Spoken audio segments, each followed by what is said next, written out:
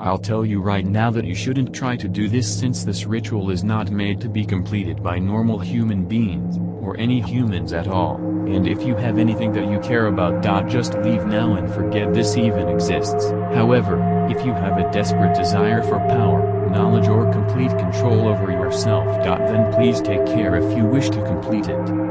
The Protector's ritual is made out of 2 parts that need to be completed at the same time and requires no more or less than 3 participants. To do this ritual you are required to have a room with 2 doors, one to the outside world and one to the inside. I suggest to have no windows, but that is for your safety and nothing more. You will need 9 candles. For your well-being, make sure they last at least 1 hour. A bowl, 3 ways to light the candles, and 2 weapons. I suggest to bring either swords or knives or anything of the likes, since guns have a tendency to be ineffective, but if you fail it may be the easiest way to go. Before you start the ritual you need to prepare the room to be pitch black.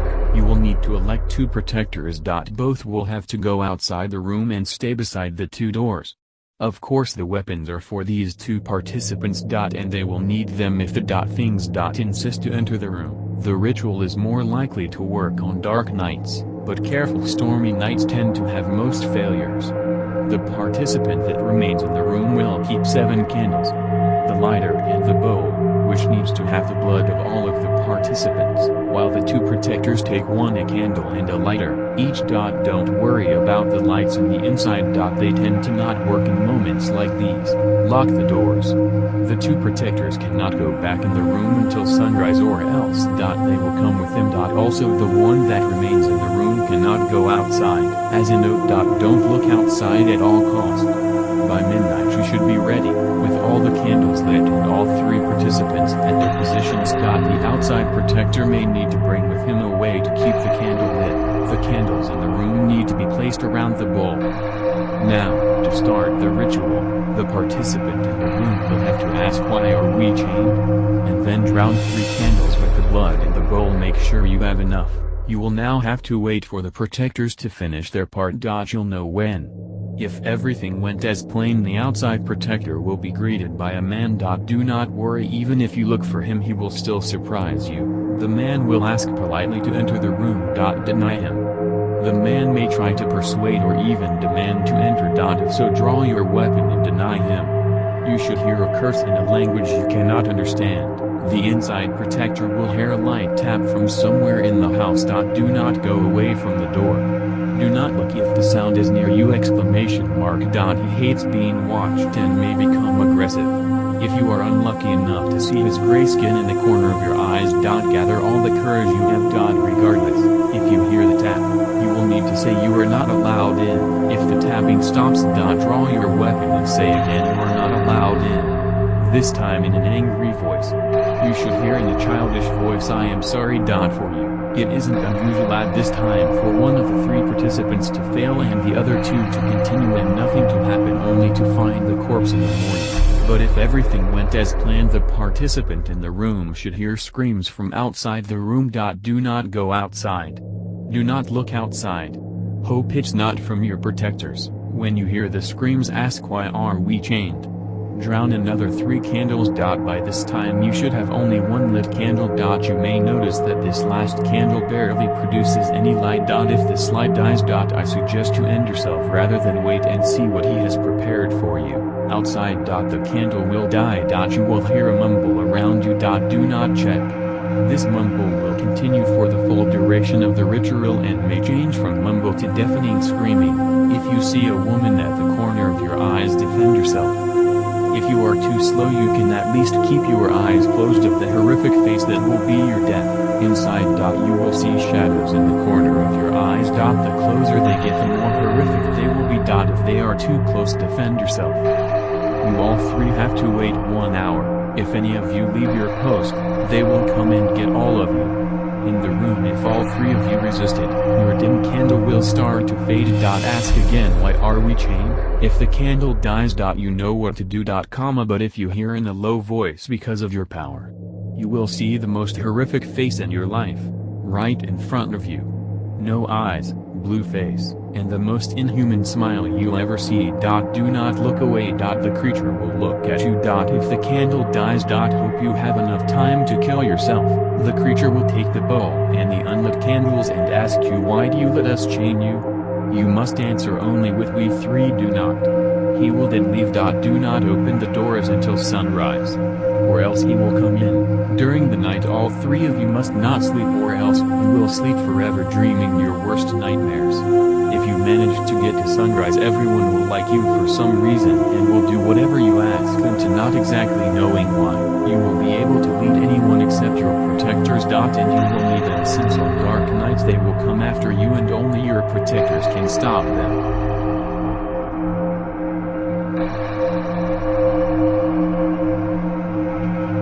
The sightless goddess of love. Isn't it pitiful for an artist to admire his own work? That wretched sightless goddess of love kept attracting visitors. I stood there among the mesmerized crowd, looking at the unfinished painting by the supposedly anonymous author. Little did they know he was standing next to them, as they ecstatically commented on the well-painted yet undone piece of art. The origin of the name was rather obvious. Her eyes had never been finished. Even as a young student in art school, I have always been interested in Greek mythology. I find the contrast between mortal and godlike fascinating. But I've always been fond of one figure in particular, the goddess of love, Aphrodite.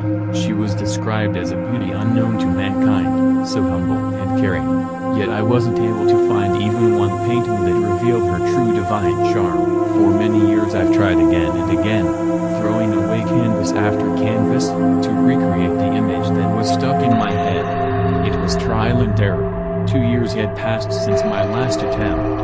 As I started noticing great improvement in my art, I decided to try one last time. One rainy spring day I picked up the dusty old brush, sat on the little oakwood stool and prepared my canvas. I stared at the blank piece of paper for more than half an hour, not knowing how to start, so I gently guided the brush through the surface. I started with a light beige color which later mixed with the darker shades. So the very first thing I drew was a straight nose with a slightly pointed tip. Using a beautiful ruby red I formed the goddess's perfect full red lips, which were curved in an alluring smile. Pleased with my work I moved along to the face, painting the basic shape of it, focusing on its feminine features. Suddenly my hands froze. For some reason I was unable to continue with my work. I figured that I was just tired and left the canvas to dry with the thought of finishing it some other day. While in its presence I felt slight unease with the painting. Realism was, after all, what I was aiming for. However, I had never expected for her cherry lips to actually move. Was it the lack of sleep? Maybe I wasn't eating right? Or maybe it was just stress in general. Whatever the reason, I blamed this unusual phenomenon on my restless imagination. At this point rest was the only option I had. The next morning I was woken up by the grim caw of a crow. The previous evening's events seemed like a vague dream and I was once again ready to face the painting. I was anxious to continue my work, rushing in the drawing room, without even getting the usual cup of morning coffee. Soon the basic outlines came into place. The shape of the face was long, finishing with a nicely rounded chin and a fresh-faced complexion. The shadowing itself was easy, but as the different shades of brown and pale yellow made their way into the paper, the painting came frighteningly close to reality. Yet I was quite proud of my work at that time. Pausing, I dully looked at the canvas, half expecting the illustration to reach out to me. I was beginning to crudely sketch the neck, when my phone rang. I had absolutely forgotten about an organized meeting with the manager of the local gallery, which I had to attend at all costs. It appeared that I had to postpone my more pleasant activity. As I reached for the doorknob, I heard a muted voice. Figuring it was my old radio acting up again, I walked out the door in a hurry. Midnight had arrived when I finally got home. My friends helped me get my mind off things for a while, but I couldn't fully forget about my unfinished masterpiece, waiting for me at home. As I walked in and hung my coat, I was greeted by a rather airy silence. An hour after my returning, I was eager to crawl in my bed and just doze off to the sound of thunder, which for some reason, I found extremely calming. Just as I was about to give into slumber, I heard a voice echo from the drawing room. A soft, honeyed female voice called out to me, alarmed. I grabbed the first thing I could, which happened to be my nightlamp, and slowly made my way towards the source of the noise. I was like a sailor drawn by a siren's song. I entered the dark room with great cat-eyeing, but no one was there. It was practically impossible, but I still felt as if the voice was originating from the painting. I knew it was a silly thing to assume, but there was literally nothing else in the room. For weeks that event kept recurring. Some nights I would hear the voice again, leaving me with the choice of either ignoring it or tracing it once more. And every time I would end up in the drawing room, staring at the unfinished image of the goddess. I was, and still am, a single man. There was no possible way that a woman was just hiding in my home and playing with my sanity. Nor did I ever believe in ghosts, so the thought that I was haunted never crossed my mind. Whatever the case, it was becoming unbearable. I couldn't help but feel like all of this had some sinister connection to the painting. I felt the unexplainable urge to finish it, regardless of the fact that I couldn't stand to look at it anymore. For what I hoped to be the last time, I sat on the same chair, in the same little dusty room. The last rays of the fading sun were rushing through my window, illuminating my creation. I rapidly grabbed the brush, almost knocking down the palette. I carried on from where I had stopped. With every stroke of the brush the painting became more alive. I wasn't sure if I was drawing the goddess anymore, as the woman on that canvas was vastly different compared to what I had visioned. Rather than golden locks, obsidian strands of hair fell down both sides of her slender face. Instead of the warm smile I associated the mythical figure with, her red lips were shaped in a devilish grin. I knew destroying it and starting over again would only bring me more torture, so I continued. The painting was not quite what I had imagined. The consideration of actually quitting only dawned on me for a few seconds, but then I realized that I had physically lost control of my hands. Internally I started to panic, trying to look away from the woman's lustful smile. On the outside she was pure as an angel, but inside the goddess of love was mischievous and ready to play tricks on any man. Maybe that was the actual image I was trying to recreate all that time. After what felt as an eternity I had succeeded, but yet the result wasn't as fulfilling as I had hoped. Before I always used to start with the eyes, but each time something was off. I felt as if her judgmental gaze would pierce into my soul, as if I was the most horrid person that ever walked the earth. As the shape of her eyes were finally taking place, a primal fear was triggered in my system. For a moment it seemed as if I had control over my body once again, which the goddess didn't appreciate as her smile turned into a disappointed frown. As I saw that, I abruptly pulled my hand away. Doing that I felt great resistance from an unseen force. One of her thin eyebrows arched up, questioning my sudden protest. Was it day? Or was it night? I had honestly lost track. There she was, beautiful, stunning, out of this world even, but her perfection was frightening.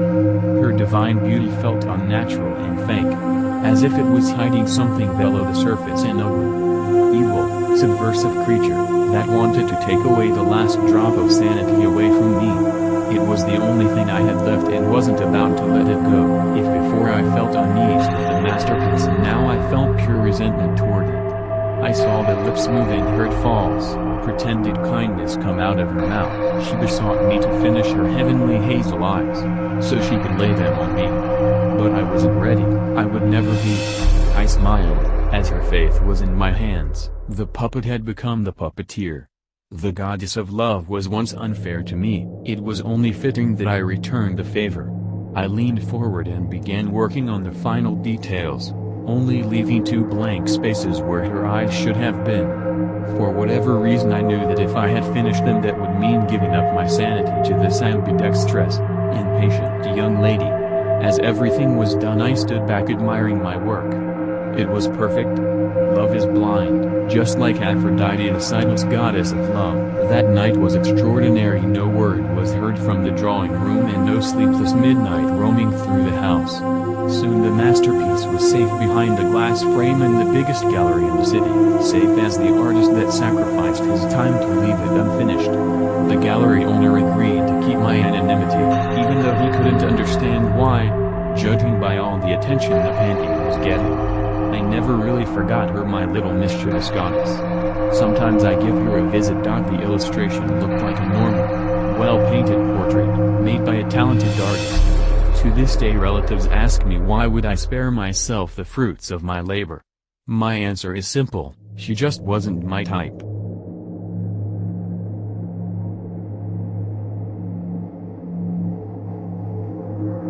This incident is from my adolescence, one which I have not told anyone but a few close friends. Not even my family. The details are imbued, almost seared on my mind, branded fresh. I'm a sensitive man, and this whole thing took out a huge chunk of me, and to relive it again would be nothing short of torture.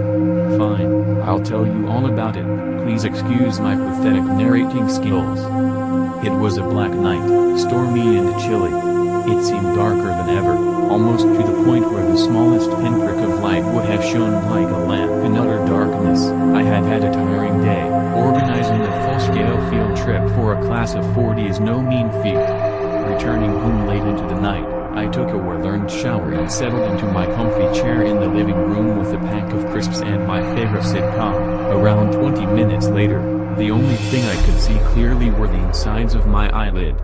Before sleep overpowered me completely, I switched off the TV, shuffled quietly into my bedroom and plonked myself onto my bed. Before I fell asleep, I noticed a distinctive chill in the air, more so than ever.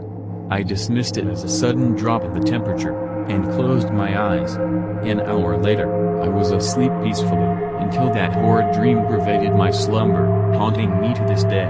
I dreamt I was standing in a deserted open space, not a ground or a field, no. It was just open space, interspaced by a very few buildings.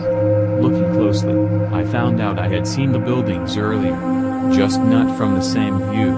I then realized that I was actually standing in the dead center of my city's main market, empty of most buildings and totally deserted. Not one living soul could I see. Something felt wrong about this place, as if something had sucked the very life and energy out of this place. Standing there alone gave me the creeps. I wanted to get out of there as fast as I could. Just as I made up my mind to exit the place, I heard the distant rumbling of a motor vehicle. Gazing into the direction of the sound, I saw a motorcycle approaching me, on a broken-down mortar road that hadn't existed 10 seconds ago. My first reaction was relief, quickly followed by suspicion. What was a bike and its rider doing in as abandoned a place as this? I was entirely befuddled by this turn of events, and before I could run and hide, the bike stopped beside me. Shielding my eyes from the bright headlights, I called out, "Who are you?" in an unusually timid voice. Not expecting the bike rider to have heard my voice, I cleared my throat and proceeded to call out again. Instead, the rider switched off the headlights and turned his torso towards me. It was a seemingly familiar face that I was looking into. I couldn't exactly place it anywhere, but seeing that face in the middle of that deserted spot instilled in me a sense of tranquility I cannot put into words. I was still gazing into his serene face, when he smiled, or rather the tip of his mouth curled up into a smile, and he moved, almost levitated, to the pavilion, motioning for me to grab the handle and drive us out of here. And all this while, he never uttered a word. A little uncertain and creeped out, I climbed into the driver's seat, started the engine and took us on a ride. All gets a little blurry here on. I remember the road getting all muddy and full of potholes and little mounds, making me put all my effort into not toppling down on the road and getting crushed by the bike. The road became more impossible as we progressed, and minutes later I was driving on what appeared to be a never-changing incline, and all the while, my savior at the back never uttered a word. What happened next has terrorized me to this day, often waking me up all sweaty in the middle of the night. As I drove further, I hit a particularly rough patch of dirt on the side of a huge mound. The last thing I saw before the bike's headlight dashed against the ground and turned my world black, was a decapacitated head, lying on the ground grinning ear to ear. And just then, someone tugged at my feet. I woke up instantly, mouth open in a silent scream of horror. Drenched in sweat, I peeled off the covers, looking for my feet. I found both of them, safe and sound, unharmed. I didn't sleep again that night. I still don't know what tugged at my feet that night. I choose to believe that the sudden turn of events in my dream caused my heartbeat rate to increase suddenly, causing an increased supply of blood to my feet, causing that sensation. I don't care, nor will, for any other explanation. I often see that decapacitated face in the middle of a crowd, in group photos, and other such places. I know now it is only a matter of time before it catches up with me. All I can do is wait, and wake up sweating profusely, with the feeling of my feet being tugged suddenly in the middle of the night. Credit, Nikhil Kumarapatiaya.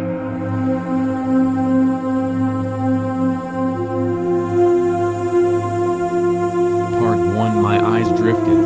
I quickly lost focus on the road. They say it helps to move your eyes side to side to give your mind something to do, but my exhaustion was catching up with me. There wasn't any visible scenery to excite my brain. On both sides of me were nothing but dirt and shrubs. I could compare the shapes and sizes of the vegetation, but that would be like counting sheep. Maybe if I concentrate on moving forward. This is what I wanted, right? To move forward and never look back. To escape real life. Yeah, just keep moving forward, Carter. The lines on the asphalt soon began to fade. Was my vision blurring? No, the actual road is fogging up and fast. Before long I can't see 10 feet in front of me. I keep driving, now at a slower speed. What do? My brights aren't much of help. Then creeping up in the corner of my vision I see a dirt road approaching to my left. I have no idea why, but it gave me an unsettling feeling in my gut. Not knowing how much longer I could drive on the main road, I found the courage to turn onto this isolated route. I had no destination in mind, so it wasn't like I was going out of my way. There's something to keep in mind about these types of dirt paths, however, you don't really know where you're going. Perhaps that's why I chose it, my morbid curiosity. Hopefully, before long I'll come across a house of the welcoming family or even a whole little town. Then again, you just never know with these back roads. Minutes, maybe even hours later I catch a glimpse of a small aged cottage. I can't describe the feeling. I was overwhelmed with hope, but at the same time I got an eerie vibe. Tired and reluctantly I drove slowly up to the house and tried to be as quiet as possible to avoid disturbing the residents, though it was dumb to think you can be sneaky with a car. As I turned my engine off, an old man, probably in his 80s, nearly barged out the door. He came closer to my car and I rolled down my window, then that's when I saw it. His hand was placed on his hip as if he were holding something. I couldn't see anything. It was dark, but I'm sure it was a gun. I didn't want to alarm him in any way, so I made sure both my hands were visibly placed on the steering wheel. Sweat drifted down my skin. My body temperature increased. His intentions weren't clear to me, but once I could clearly see his face I could tell his expression was near mine. He peered into my window and he asked what the hell I was doing there. I explained that the main highway had become impossible to navigate. I continued with telling him I was hoping to find something closer this way to wait out the intense weather. He scoffed. The weather is pretty much always like this around here. That's why I only go out during the day. He then told me that there was in fact a town nearby and not too long of a drive. After thanking him he once again chuckled. Good luck, son. To most people that might have come across arrogant, but I've dealt with people way worse. I knew he had a good bit of empathy. He actually bothered helping me.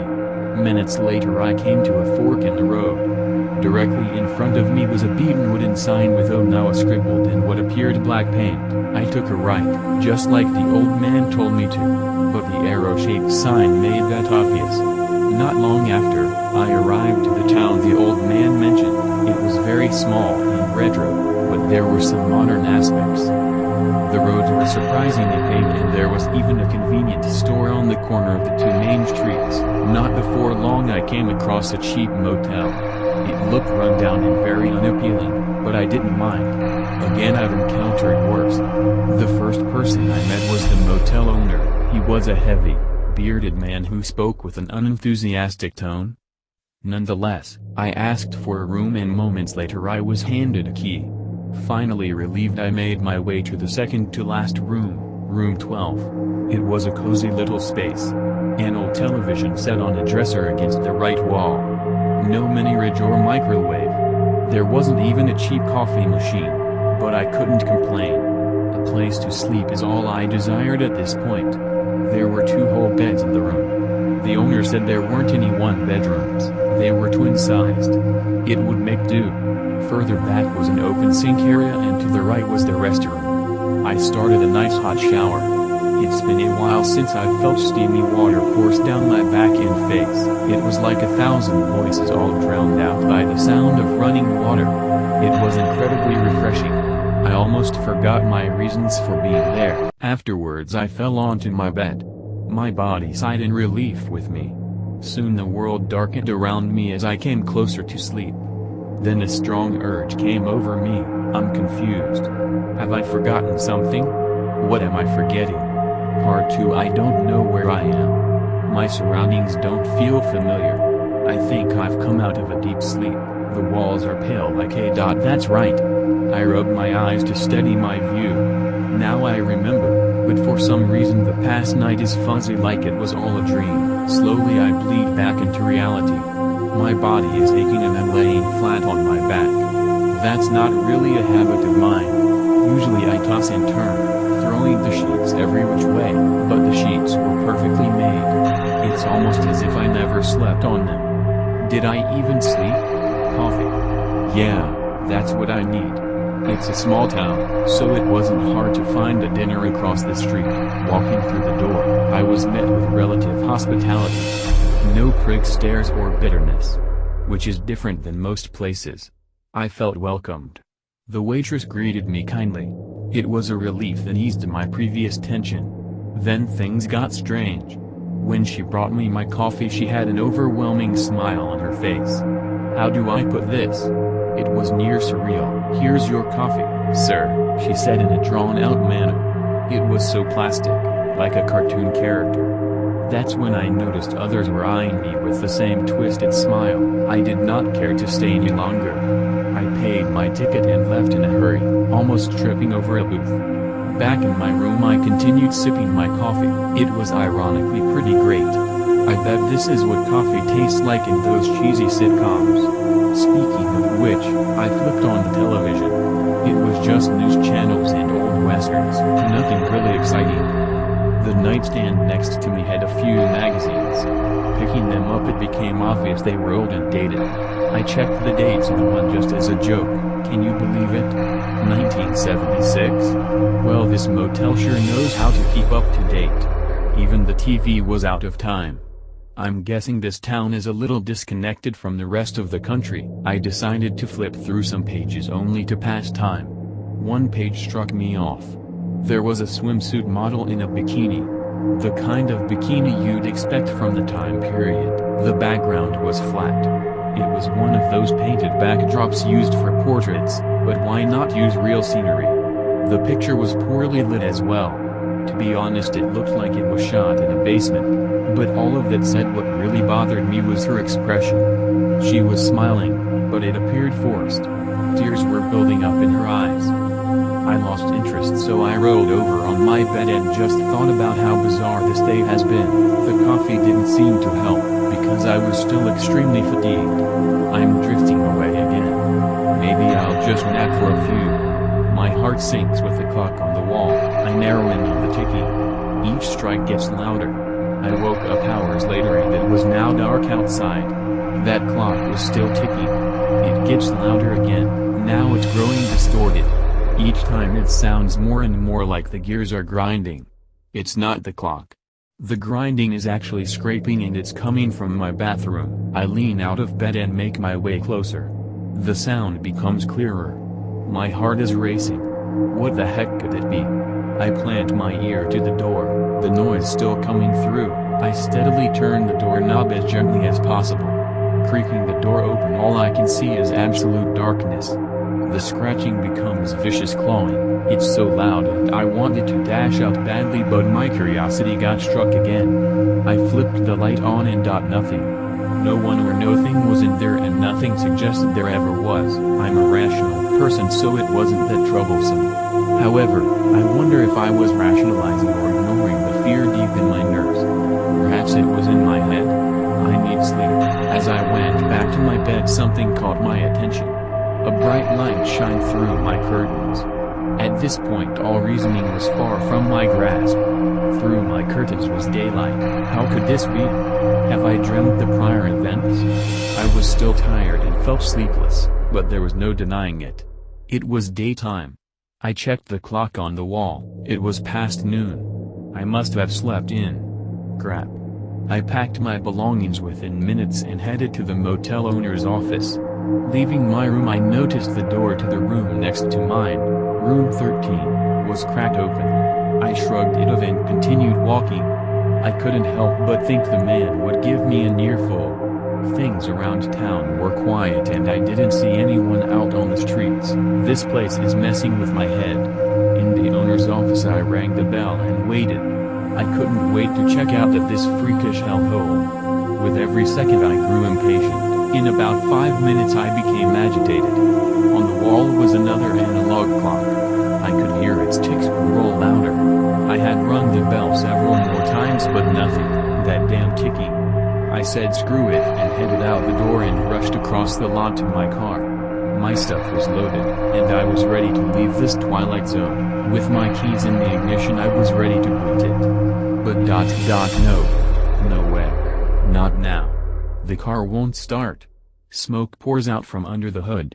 Just my luck. I still had my room key, so I ran in and found a phone book under the nightstand. Without hesitation I quickly flipped through the pages looking for a mechanic. Thankfully, I found one. Using the phone on the nightstand, I dialed the number. My nerves were all over the place. I only hoped someone would pick up. A couple of rings later a voice answered. I was so relieved. He was the first person I've talked to in what seemed like forever.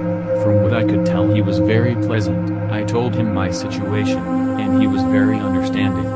He said he'd come by as soon as possible. I paced back and forth in front of the motel, counting every second. 1 minute. 2 minutes. Minutes turned to an hour. I'm sure the guy was busy, but I really didn't want to stick around. I joked with myself saying maybe everyone was taking a lunch break. I laughed. Yeah, that's it. My rambling thoughts were broken by the sound of an approaching truck. It was the mechanic. Every burden was lifted from my shoulders. A human. Real. He greeted me and calmed me down. He checked the motor and said it wouldn't take long to fix. I forget what exactly he said was wrong. I was just thrilled to have a normal interaction with someone. He asked what room I was staying in and I pointed. That's when I noticed. Room 13. The door was shut. I kept talking with the mechanic and he went into details about my car. He was very friendly, and his voice was extremely soothing. After a few minutes, though, I drifted. The whole conversation became more dreamlike. His words turned to faraway mumbles. That surreal feeling was coming back to me, and it set me off. Suddenly I snapped back. He said he'd take good care of it and it should be ready by tomorrow. I was excited, but then again that means another night in Horrorland. I know it doesn't sound that bad, but it's just hard to explain the vibe this town gave off. I went back into my room as he drove off with my car in tow. I laid down. Not for long though. Perhaps the owner is back. I should go try and talk to him. Back in his office I again rang the bell again. Surprisingly, not even a minute later he came out from the back. Boy, was I happy. I explained that I tried talking with him earlier but he wasn't there. Instead of giving an explanation he just shrugged and said, yeah.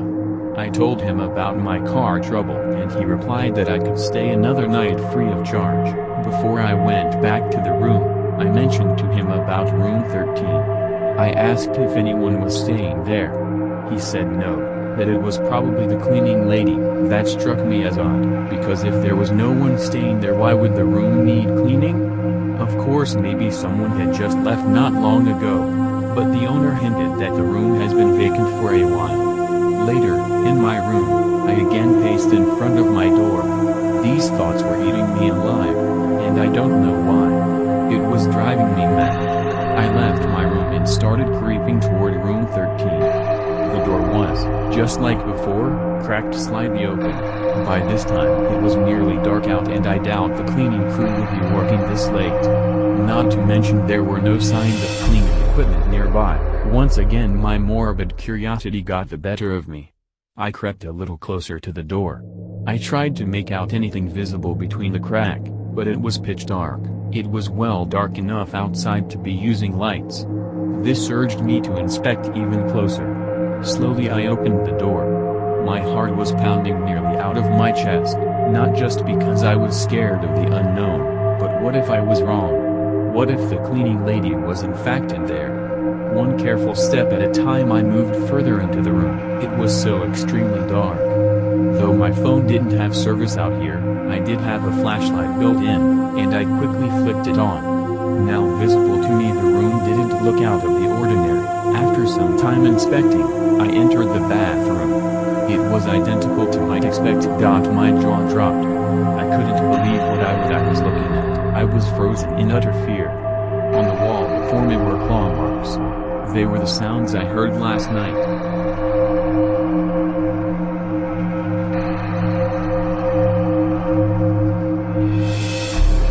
It is October 30th, the day before Halloween. You slip on your Converse, ready to head home after a long exciting night. For the whole day, you and your friends have been watching horror movies, playing horror games, and planning for the next day, your favorite holiday. Everyone agreed to go trick-or-treating tomorrow. Even though you're all teenagers, the idea of free candy and scaring little kids was very appealing. Are you sure you don't need a ride? Asked one of your friends. You glance at the clock on the wall as you stand. It was 11:44 p.m. Your parents would be getting home from their date in a few minutes, but you were sure that they wouldn't mind you being a little late. You shrugged. Yeah, I'm alright. I don't live too far away, and it's a nice night for a walk. Besides, maybe I'll get to see Jeff the Killer. You joked. Your friend laughed. Ha ha. You better hope not. Just be careful, okay? I will. You say as you grasp the cold brass knob of the front door. A little voice in the back of your mind warns you to take the offer. You ignore it, thinking it to be nothing but stupid paranoia from all the scary things you've seen this day, and swing the door open. You're hit with a blast of cool autumn air. Outside, it was surprisingly warmer than you thought it would be. The street lights dimly light the road, giving it an eerie appearance, and there was no moon looming above, just a few stars. Once again, you feel like you should accept the ride home. You shrug it off and begin walking down the sidewalk towards your home. As you walk, you've started hearing things, whispers in the breeze, the snapping of twigs, the rustling in the bushes. You cringe at the sounds, but then laugh quietly to yourself, as you realize that there's nothing there. Your mind is just making them up to replace the unnerving silence. But there was something very strange. There were no cars driving by. There was no one outside. The streets were completely empty and silent. You give yourself a logical explanation. It's almost midnight. Of course there wouldn't be anyone out at this time. You look up and down the streets, only to see emptiness for miles. The town you lived in wasn't that small. Surely there had to be at least someone out tonight. Now a bit unsettled, you turn around and continue walking home. Long minutes pass as you walk. The air seems to get colder around you. The street lights flicker as you walk under them. Your eyes dart to look at anything that moved. You're barely breathing. Maybe you should have taken that ride.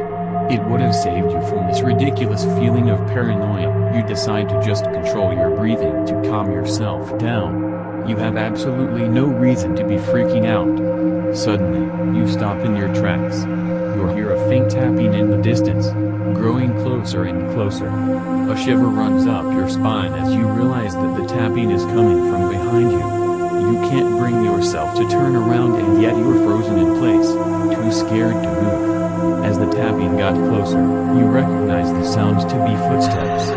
Somehow you manage to slowly glance behind you. For a second, you thought you saw something moving. You quickly regain control of your body and begin walking once more. You shake your head slightly. This is stupid. You were just seeing things. You watched too many horror movies and now you're seeing things. You mumble to yourself. To prove that you're simply being paranoid, you turn around and look behind you. There is someone walking towards you. Beneath the dim street lights, you can see the figure clearly. It's a tall man, wearing a black trench coat, black slacks, black shoes, even a black hat. His gaze was fixed on the sidewalk as he slowly walked closer, ever so quietly. Fear begins rising in your chest. You immediately turn around and proceed walking, a bit faster this time. As you march, you listen closely to the sound of footsteps behind you. The slow beat of taps remained the same pace as before, and yet they still sounded like they were getting closer. You look back to see the man walking the same slow pace as he was earlier, but he was definitely closer. You walk even faster, panting slightly. Why was this man following you and how was he getting closer? It just didn't make any sense. A million questions rushed through your head. Who was this man? Was he a robber? A kidnapper? A killer? Or just another stranger? What will happen if he caught up to you? What would he do? What the hell did he want? You look back once more and your eyes widen as you see the man even closer than before. He couldn't be more than a few yards away. You can see the lower half of his face now. His skin was extremely pale and scarred. He was grinning, showing off his jagged yellow teeth, and you could have sworn you saw blood dripping down from the side of his face. You tried to scream, but it got caught in your throat, coming out as a terrified groan. The man grinned even wider. You command your shaking legs to move and you take off running. You take many twists and turns around the streets, trying to lose your pursuer. But you can still hear the slow tapping behind you getting louder and closer. The sound boomed in your ears like a bass drum, but you kept sprinting. You had to lose him. Who knows what would happen if he caught you? You look around as you kept running, searching for a place to hide. Then a familiar red house, where an old man lived, caught your eye. He was a nice old man who never locked his front door for some reason. You take this opportunity and rush inside his dark home, immediately locking the door behind you. You look around, debating whether you should hide in the bathroom or the closet. You hear the tapping come up the porch steps, and you throw yourself in the cupboard beneath the kitchen sink. You hear the front door's handle jiggle, and eventually creak open. Footsteps echoing through the silent house, doors creaking open quietly, and faint rustling is all you hear after, until there was nothing, just complete, deafening silence. You sit in the dark for what felt like hours, barely even breathing, your heart pounding in your chest. You wait a while longer before slowly crawling out of hiding. The house is just the way it was when you first came in. Not a single thing out of place. You tiptoe to the front door and slowly open it, looking out into the night. Finding that the man is nowhere to be seen, you let out a sigh of relief, and exit the house. As you walk off the porch, the lights inside flick on. You guess you accidentally woke the old man up. You decide that you've had enough craziness and begin running home. When you made it home, you feel a sense of joy as you walk inside. You glance at the clock hanging on the living room wall. It was 1:07. Your parents most likely beat you home and were probably already asleep. You shrugged, headed to your room, and got ready for bed. You plopped onto the soft mattress, exhausted from all the running you have just done. You laugh to yourself as you think of the madness you went through, and how your friends are never going to believe you if you tell them. You pull your phone out to charge it and notice that it's blinking. You unlock it, sighing as you see that your mom sent you a text over an hour ago. That's what happens when you leave your phone on silent. The text read, "Hey honey. Sorry that we're not home yet. We ran into some old friends and we'll be staying with them for the night. Call me when you get home and don't stay up all night. Happy Halloween." Your eyes widened as you read. You lay there, petrified, as you hear an all too familiar tapping echo in the hallway. Your bedroom door slowly creaks open. You really should have taken that ride home.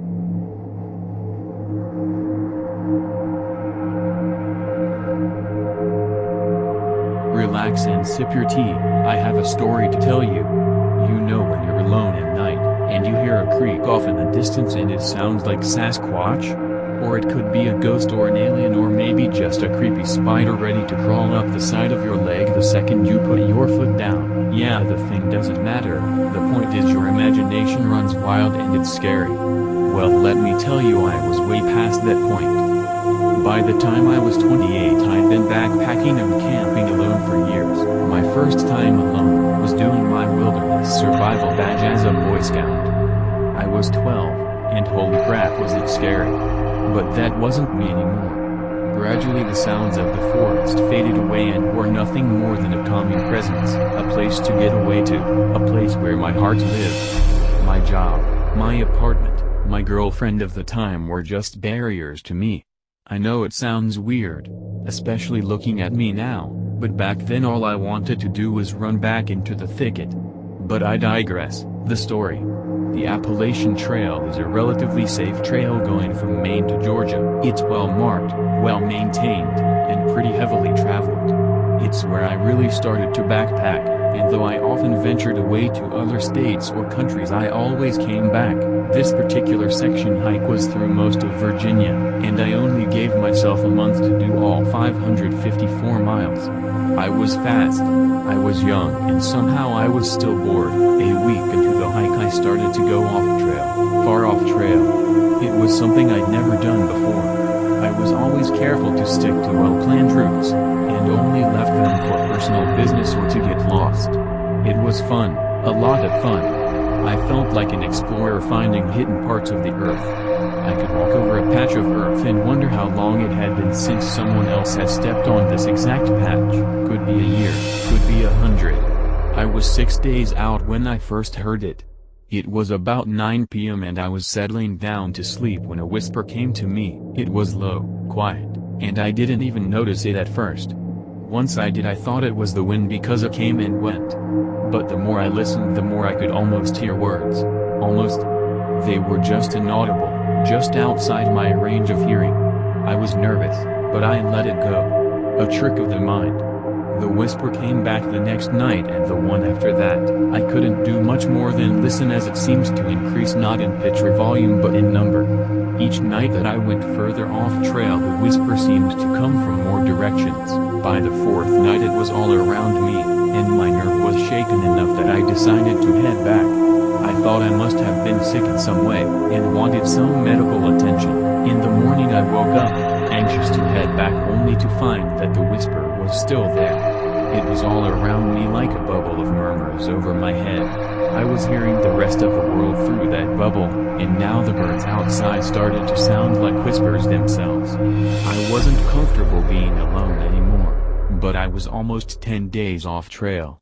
My hiker's instinct kept me on my designated path, but I started to pick up pace, get sloppy.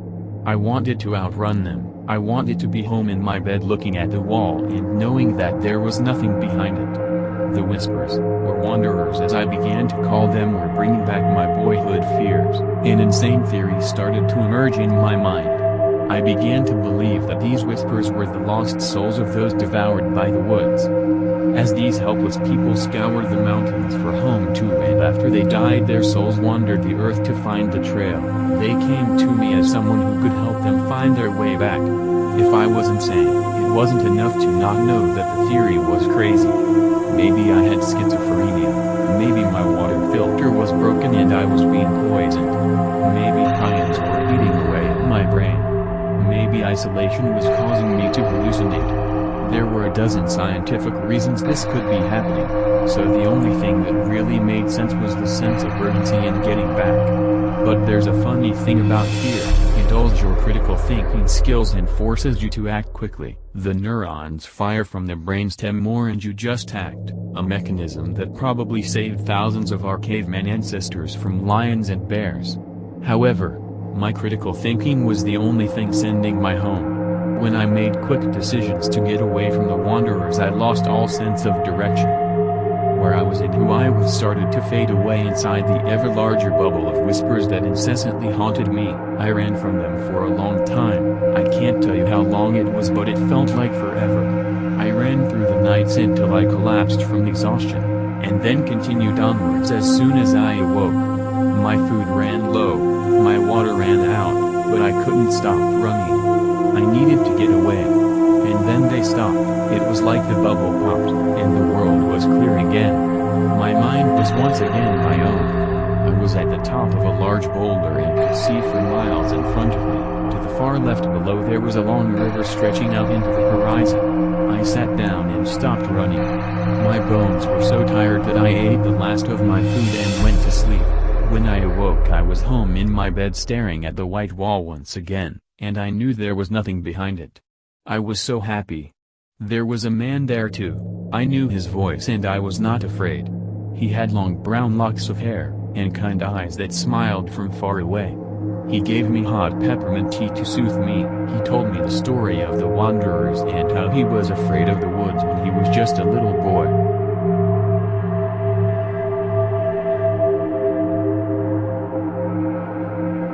Dr. Robinson, are you sure of this? Alexa is only a child. I'm sure we could find someone else. I was just the assistant. Dr. James Robinson was the real mind behind the dimensional shift experiment. The governments of several countries wanted to see if he could open a door to other worlds with resources and space that could be populated. They provided the money and equipment that drive. Robinson needed to fulfill his life's work. The doctor and I had met in college and we had worked together on many projects. We had become good friends over the years. Of course I had jumped at the offer to make history in such an amazing and lasting way. It would have been spectacular, but failure after failure made us start to lose hope. That is until number 56 worked. Once we could cleanly open and close the door we started to send objects through. When we completed those tests we moved up to living creatures. We started with mice, then rabbits, then cats and dogs. After the success of Lilac, a chimp, we were ecstatic to move on to human testing. That was when I made the mistake of allowing my daughter, Alexa, to see the footage of Lilac's last trip to what was deemed world B. Little Alexa was only 10 at the time and obsessed with the thought that we found the rabbit hole and wouldn't stop talking about how much she wanted to go to world B. Except she called it Wonderland. I believe her reasoning for this was the odd color of everything. It was strangely bright and all the plant life was a rainbow, a sea of swaying blotches of every color in the book. Even as we had yet to see the animals of World B, it did seem as if the air was breathable, the gravity stable, and the atmosphere filtered anything harmful from that Earth's sun. Even though the procedure we had was very safe, I was rightfully very unwilling to send my baby girl as far away as another dimension. It was also at that time that Alexa wanted a cat. So being as I wouldn't send her to Wonderland, I opted to give her one of the previous test subjects. With Dr. Robinson's permission I gifted her a fluffy gray and black kitten that had white stripes all down its back. Alexa was thrilled, and even as I told her the kitten had been given a name she said he was young enough to learn a new one and renamed him Cheshire, which the kitten took to almost instantly. Wherever Alexa went, Cheshire went with her. This being so, it came as no surprise when she asked if it would be okay if she visited Wonderland if Cheshire was there to protect her from the monsters. I told her that there were no monsters, but I again denied her access to World B. It was again no surprise that she had asked to be called Alice when I brought her to work with me, which was often as finding a constant babysitter was hard, and her mother had left me years ago, not wanting a thing to do with either me or our child. I again granted her this wish, as I still would not allow her to visit World B. It was very soon after this, though, that Dr. Robinson had approached me with the idea himself. Saying I was shocked would have been an understatement. I was downright flabbergasted that he of all people would entertain the idea of sending a little girl to a world we knew next to nothing about and had never had a human set foot on it. But the doctor was relentless, talking of how we would never find another willing person to go through with the experiment before the deadline we had set for us on human testing. After another week of wearing at my sanity from both ends, I had finally caved. Dr. Robinson, are you sure of this? Alexa is only a child. I'm sure we could find someone else. I had pleaded once more, only for Dr. Robinson to shake his head at me slowly. William, the deadline is tomorrow. We took all the time that we could have found someone else into training your daughter for the mission. You need to put a little more faith in her. She's a very smart girl. He rested a hand on my shoulder, trying to comfort me, yet my mind could only go about playing the worst outcomes over and over in constant rerun. Aren't you? Alice.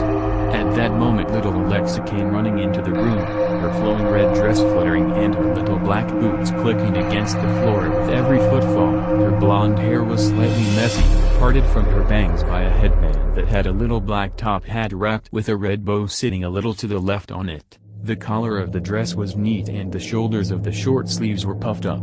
She held in her arms an excited Cheshire, swishing his fluffy tail back and forth with vigor. I sighed at her outfit. "Sweetie, you absolutely sure you don't want to wear a safe suit? William, we've run the tests. Nothing will happen to her by wearing the dress. Let her have her fun." Dr. Robinson assured me, yet it only made me sick to my stomach as he pinned a little camera to her dress collar, and one to Cheshire's collar as well as giving her an earpiece to allow communication in real time. Why isn't he being more careful? So much could still go wrong and he could bet that if anything happens to my dear Alexa I'm going to sue the pants right off of him. I think begrudgingly. Closely I followed them into the room where we operated the dimensional shifts to open the door to World B. Little Alexa was bouncing from excitement. She and Cheshire shifted restlessly on the spot as Dr. Robinson and I went over the last of the safety procedures with my beloved daughter. With my heart in my throat I got down and hugged Alexa tightly. "Now, what do you do if you see another living creature?" I had asked her. Smiling brightly back at me she replied, "I stay quiet and back away." Dr. Robinson went over the rules with me a billion times. I know what to do. "Fangirl Alice, now I'll walk you to the door," Dr. Robinson said as he took her by the hand and walked her through the thick metal door that separated us from the machine. I had activated the cameras on both Alexa and Cheshire watching from their view as they stood in front of the metal arch structure that, when activated, opened into World B. Dr. Robinson quickly returned to my side at the controls. He flipped the switch for the recording to start then leaned over the small microphone. "This is Dr. James Robinson and Professor William Hall on the Wonderland Experiment. This is human test number 1, subject Alexa Alice Hall. Are we ready?" I glared at him. "That's not the project name," I muttered. "William, it's fine, I'm only doing it for Alexa," he said and pulled open the cover on the starting switch. "Would you like to do the honors?" I looked out through the thick gray-tinted glass at the sterile white room. Alexa nodded at me and I sighed. My hand shook as I reached over and rested my fingers against the cool plastic. "Ready in 5, 4, 3, 2. I took a deep breath and pressed the button. Light filled the white room.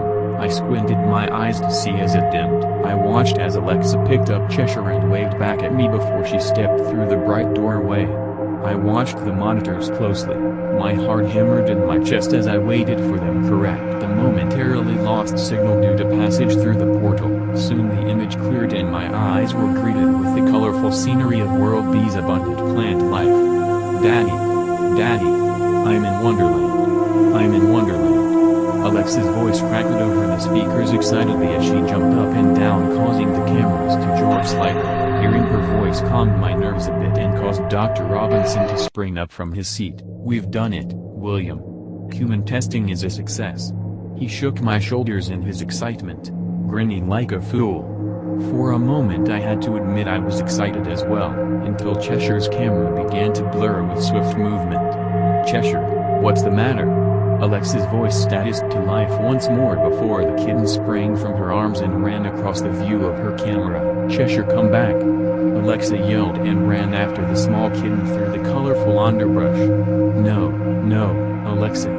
Don't follow him, just come back," I said. Rapidly my pulse started to rise once again as my little girl ran farther and farther from the place we could reach her. She blatantly ignored me and only stopped when she found the tiny cat heaving on the ground in a small clearing in the tall trees. "Alexa, come back, now," I said, my voice weak, and I could tell Dr. Robinson was getting worried too. Alexa was breaking protocol. "Listen to your father, Alice," Dr. Robinson said over the microphone. Alexa shook her head. "Cheshire?" she asked, reaching out to the kitten. But upon making contact with Cheshire he lashed out and bit down on Alexa's small hand. She shouted in pain, and he clawed at her legs, hissing. The speakers screamed and a flash of red filled the screen before both the cameras filled with static. Horrified, Dr. Robinson and I rushed to correct the signal and put the dimensional shift back online so we could send in a team to get Alexa back.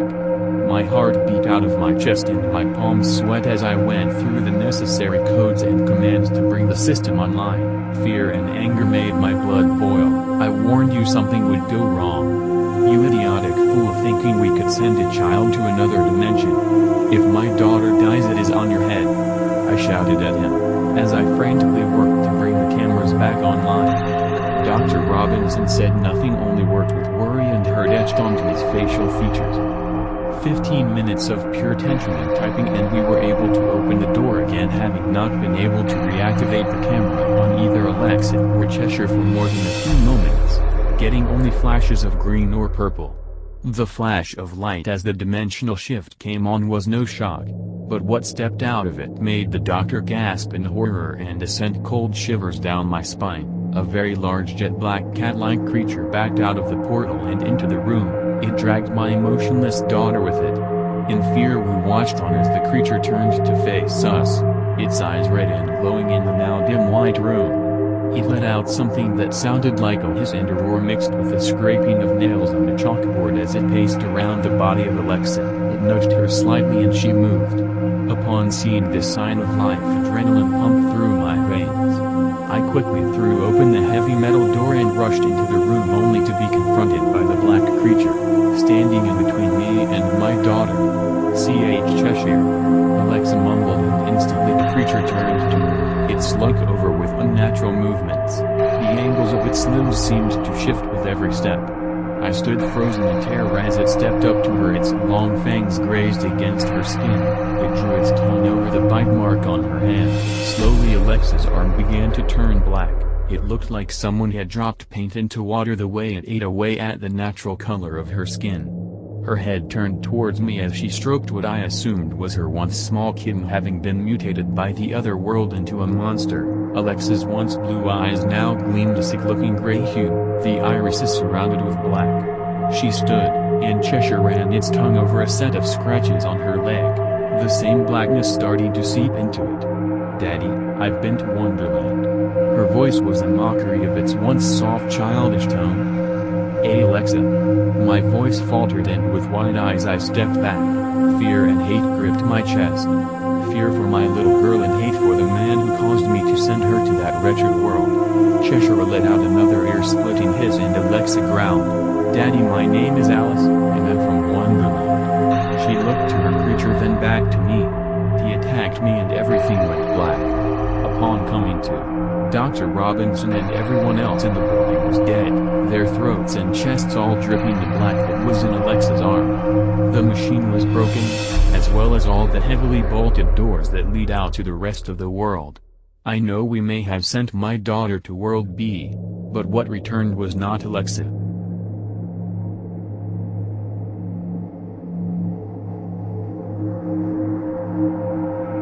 Do you know what it feels like to be the last person in the universe? Of course you don't, you're dead. You've been dead for a long time. Millions, maybe even billions of years. We didn't last that long, honestly. It was quite pathetic. No one was in pain when you died, we made sure of it. But of course you're probably wondering what I mean by this.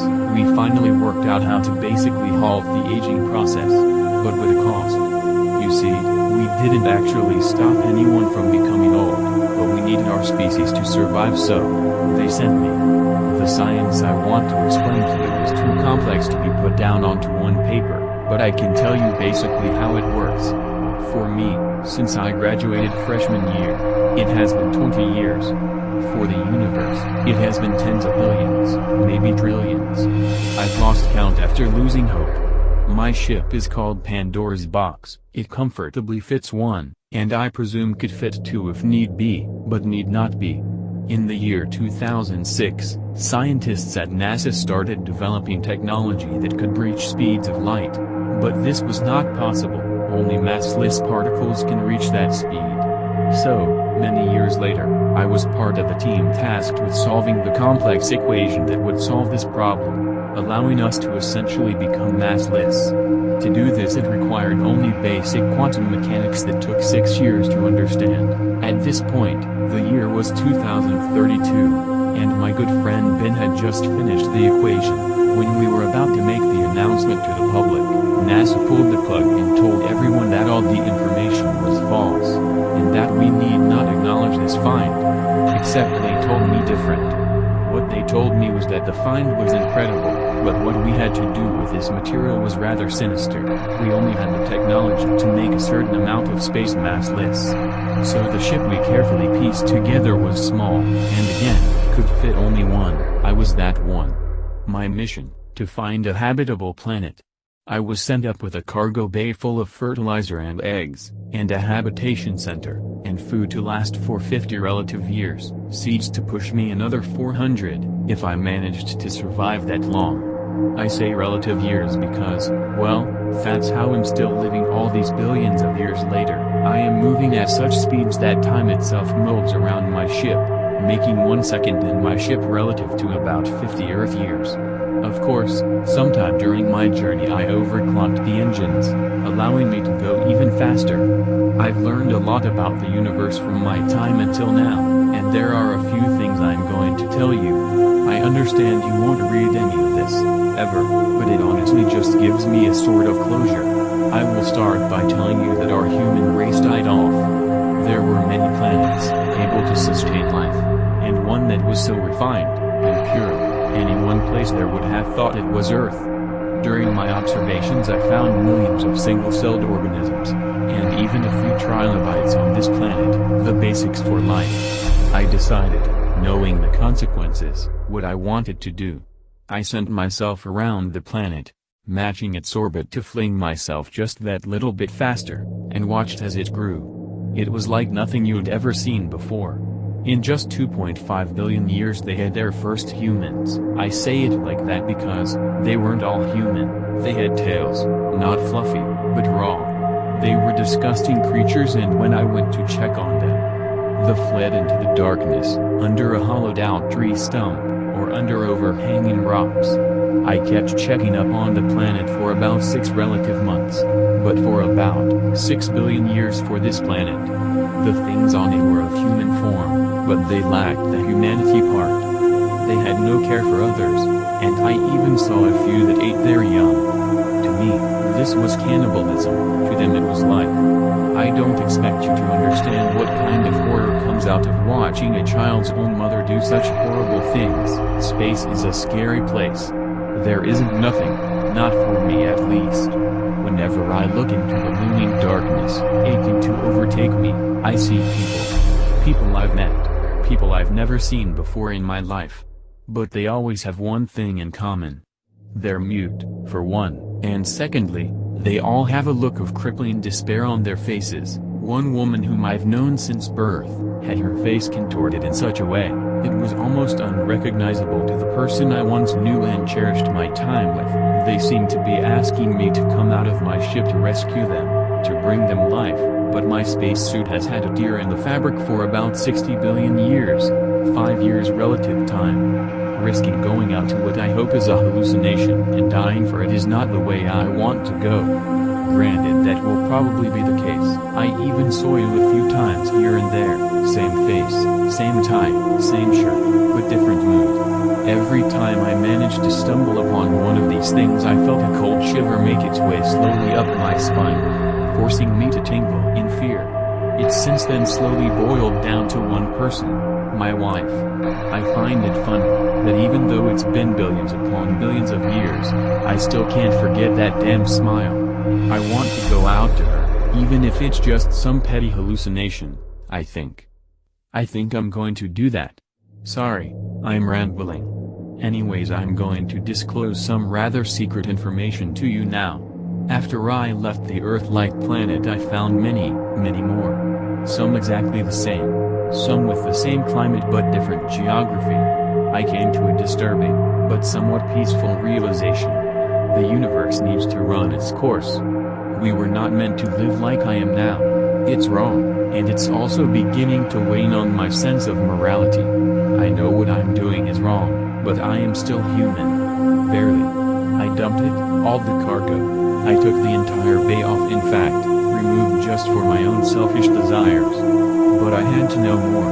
I needed the information. I needed more knowledge, more clarity of what the universe really is. But I was running out of fuel. I dumped the bay to hopefully conserve that little bit of fuel to preserve my need for new information. It was selfish. Why I didn't realize it, I just don't know. I don't know anything anymore. Now I have that knowledge. No matter how long I wait, nothing will be the same. Humanity is gone, but not dead. Though, I don't regret any decision I've made. I know that I've killed off an entire planet, but I don't feel bad about it. I'm actually worried for myself. All I can feel right now is love for my wife. She is outside, as pretty as she was when I had to watch her go, with her curly black hair, toned and even skin, and eyes as beautiful and peaceful as the space surrounding them. She was wearing a fine blue shirt that complemented her body in the most perfect way thought of. I'm going to her now. I can't wait any longer. I don't imagine I will write any more letters. This one will sit on my desk until the next Big Bang, or whatever comes next. Let's hope humanity dies with me. Hope is all I can do nowadays anyway. You were always my favorite teacher, Tom.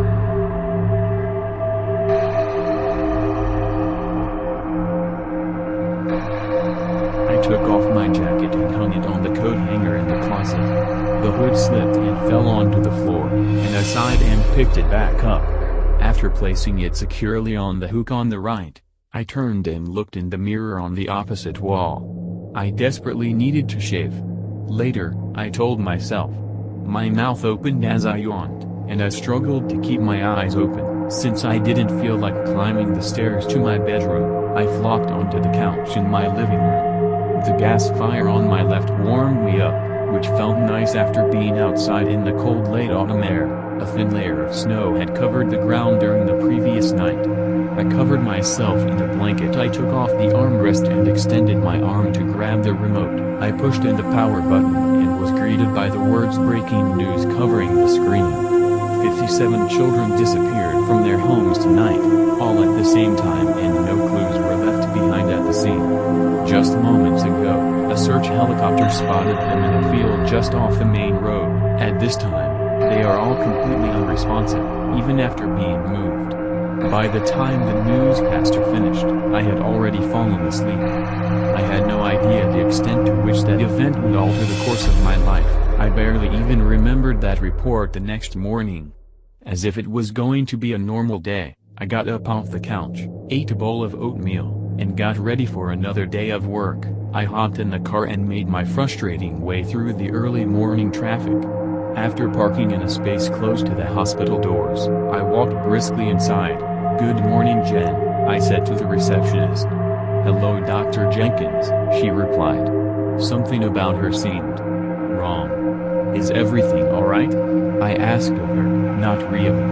We have 57 new patients here, doctor." 57? I exclaimed. "All today? For a hospital as small as ours, that was quite a lot." Then I remembered the news report from last night and made the numeric connection. The kids, I realized. I assume you heard about it? Yeah, on the news. I fell asleep while she was talking. Could you give me the full story? She nodded. All these kids just vanished out of their homes last night. Just gone. No one could even guess what had happened. Some people formed a search party and found them almost right away in some field. They wouldn't talk to nobody. Not even their own parents. No one knew what to do. And then one of those kids just kneels on the ground and throws up. Then another one does it, and then another one. And soon all of them are puking all over the place, and it took almost 5 minutes for them to stop. And then they all just passed out. The search people took them here, 'cause they're obviously sick. And now we gotta take care of them. We gotta feed them, clean up after them, and make sure they're healthy and stuff. We shake them and tell them to get up, but they won't. And the whole time they're all mumbling about miracles and enlightenment in their sleep. Being a strong atheist, I gave her a quizzical look. How old are they? All between 6 and 12. And they're talking about miracles and enlightenment? Yeah. Me. I think God did this. He has a purpose for these kids. Well, I don't. She glared at me. Just take care of them. So I did. I ran up and down on the 3 floors they all occupied, checking vital signs and cleaning up waste. Jen was right. Every time I was close enough, I could hear them say something about how they had been enlightened, and that some miracle had happened in that field. I didn't think about that. I had a lot of work to do. 3 hours later I picked up the container of applesauce and gently poured it into the kid's mouth. His parents were sitting in the corner of the room, one sleeping and the other looking out the window. I was tipping his head back so he would swallow the sauce when suddenly he gasped and spit it all out. He began coughing for an unhealthy amount of time and then he finally opened his eyes while I called for a nurse. "Whoa," he said. His parents rushed over to his side. "Are you okay? We were so worried about you." I ran out to find the nearest nurse. "Hey!" I yelled. "He's awake. Someone get over here." A nurse poked her head out of a door a ways down the hall. "You! Come here, he's talking." She ran out and shut the door behind her. "Who's talking?" "One of the kids." I rushed back inside. His vitals were normal except for a slightly elevated heartbeat. But that was understandable considering the circumstances. His parents were still overwhelming him with questions. He blinked rapidly and looked around the room. "Fine," he told them. "Do you remember anything?" asked the father. "A little," he replied. The nurse came into the room and checked the monitor. "Everything's normal," she said in surprise. "I know," I said back. "Let's give him some privacy." I left the room and shut the door after she followed me out. She started to say something, but then we began to hear a cough from behind the door. I reopened it to see the kid kneeling on the ground, coughing horribly. I tried to get a trash can over to him, but by the time I located one it was too late. He vomited all over the tile floor, and everyone backed up to avoid being caught in the spread of the puddle of bile. I looked at the nurse. "Can you clean the tub? I'm going to get some help." She frowned. "Okay." I rushed out of the room, leaving her with the terrified parents. Deciding that the elevator would take too long, I sprinted down the stairs 2 at a time. Once I was at the bottom of the stairs, I rushed down the hallway and came to a sliding stop in the lobby. "Someone get up here." I ordered. No one in particular. "One of them's awake." 7 hours later the inside of my house was a sight for sore eyes. I strongly considered going to sleep right then, even though it was only 6 o'clock. Instead, I had a quick bowl of canned macaroni and cheese and turned on the TV. The screen displayed the kid that had woken up while I was at the hospital. He was the only one awake, at least as far as I knew. "The light knows," he was saying. "What does it know?" asked a confused reporter. "Everything." The boy shrugged, like he didn't know what the everything that it knew was. "What is the light?" "Everything." I shut off the TV. Now I wouldn't be able to sleep. That was some creepy stuff. Whatever was happening with those kids, I didn't want to know. I stood up and stretched. After brief contemplation on the day's events, I went upstairs and climbed into my gigantic bed. I don't know how long I slept. I also don't know what woke me up, or why I had the sudden urge to go outside. Without getting dressed, I stood up and trudged out the sliding glass doors. Something unidentifiable made a loud splash as it fell into the pool that I never used. I didn't go over to investigate as I would have on any other day. Instead I kept moving slowly forward as if I were sleepwalking, or maybe in a trance. Never for a moment did I question what I was doing. When I finally got back in control of my actions, I was standing in the center of my yard, surrounded by a crowd of children. I realized that these must be the 57 that had vanished from their homes. Now they had vanished from the hospital. They were all facing the same way I was. None of them moved a muscle. It didn't seem like they were even breathing. I approached a girl standing right next to me and waved my hand in front of her face. There was no reaction. Why were they all in my yard? Who, or what, had brought them here? How did they get here without anyone noticing? These were questions to which I had no answer. I walked forward towards the front of the crowd, making sure not to bump into any of them. It wasn't that hard, since they were spaced out rather sparsely, about one every 5 feet. Something moving in the sky caught my attention. It seemed like a star at first, as it was the same color and size. But that size began to change as it got closer. In just a second it got at least twice as large, and moments later it seemed to be only 20 feet above the grass, and I had to put my hand in front of my face because the light was so blinding. It made no noise, but the grass below it bent away, as if it were producing some strong wind that I couldn't feel. It wasn't that far away, and it was so huge that it made me feel small and insignificant, but I felt happy at the same time. I didn't feel the slightest bit of fear, either. One of the kids in front of me wobbled back and forth just enough for me to notice. I made my way over to him, and just before I reached him he fell on his face without a sound. I rushed to his side and put my hand on his neck. I breathed a great sigh of relief. He still had a pulse. Suddenly a strong gust of wind burst out of the orb of light, knocking me onto my back and releasing what sounded like a sonic boom. The wind didn't stop, and neither did the sound. Part of me wanted to shield my eyes from the blinding light, and another wanted to block my ears from the deafening noise. I struggled to get back up as blades of grass were uprooted from their positions and blown away from the light. The kids weren't affected at all by the wind, but they all started falling forward, towards the source of the gale. How was that possible? The wind intensified and I could no longer move. The gusts kept me on the ground and stopped me from shielding my eyes. I shut them, but it still felt blinding. It seemed to blow the air out of my lungs, and at that moment I knew I was going to suffocate. There was no air anywhere near here. The light had blown it all away, but somehow something was still blowing away from it. Even when I knew I was going to die, I still wasn't scared. Something about the light still made me happy. And then the wind stopped. The sound ceased. Air rushed back into my lungs and I bolted onto my feet. I gazed up at the light and then it was gone too. The blinding light went away, and for the first time in my life I could truly see.